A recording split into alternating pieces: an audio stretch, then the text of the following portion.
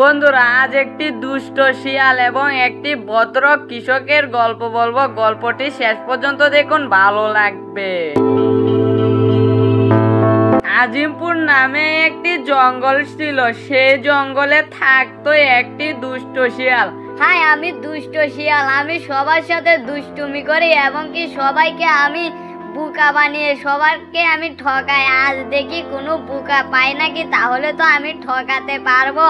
এটা বলে সে ঠকানোর জন্য বাসা থেকে বের হয়ে যাচ্ছে।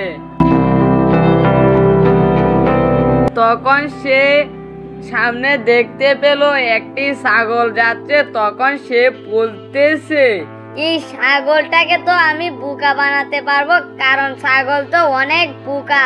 তাই এই ছাগলটাকে আজ আমি বোকা বানাবো। এটা বলে সে ওই ছাগলটার কাছে গিয়ে বলতেছে, এই ছাগল, তুমি কোথায় যাচ্ছ? আমি তো তোমাকে চিনতে পারতেছি না।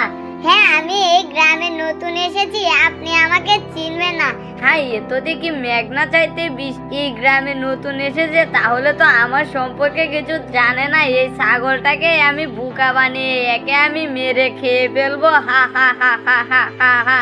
আচ্ছা, তুমি কোথায় যাচ্ছিলে এটা তো একটু বলবে? হ্যাঁ, আমি খাবার খুঁজতে যাচ্ছি, কিন্তু কোথাও খাবার পাচ্ছি না। কি বলো, খাবার পাচ্ছ না? মানে আমার বনে তো কোনো খাবারের অভাব নেই, আর এই বনের সবচেয়ে ভদ্র প্রাণী হলাম আমি। আমার কাছে সবাই সাহায্য চায়, কারণ আমি অনেক ভালো, তো সেজন্য। তাই নাকি? তাহলে আমাকে সাহায্য করেন। আমি এখানে কোথায় খাবার পাবো একটু বলে দিতে পারবেন?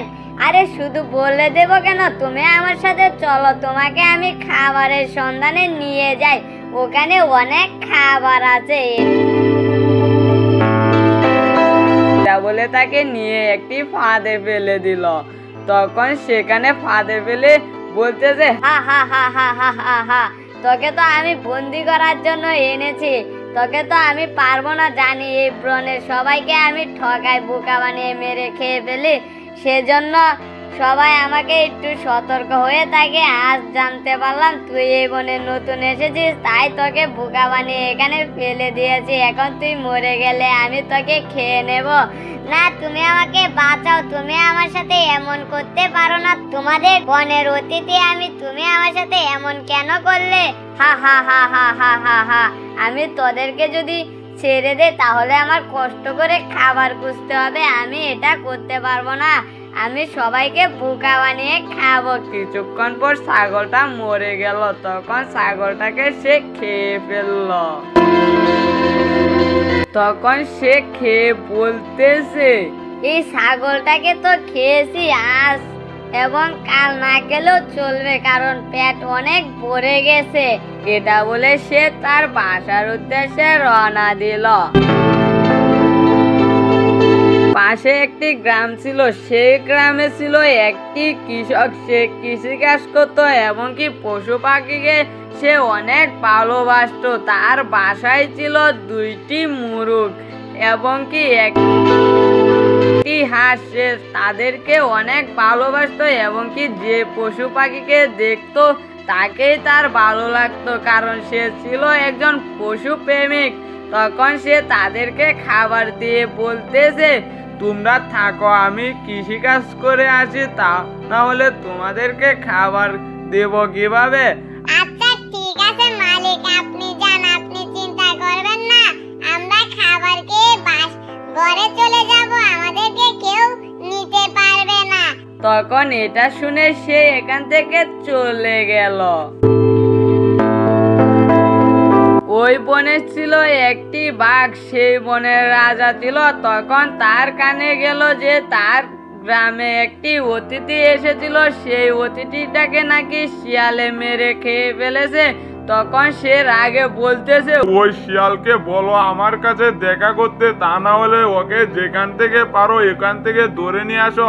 যদি না আসে তাহলে আমার কথা বলবে, তবুও যদি না আসে ওকে আমি যে নিজের হাতে হত্যা করব। তা না হলে আমার কাছে আসলে ওকে আমি শাস্তি দিয়ে এই গ্রাম থেকে বের করে দেব। আচ্ছা ঠিক আছে মালিক, তাহলে আমি যে নিয়ে আসতেছি। বলে শিয়ালের কাছে গেল।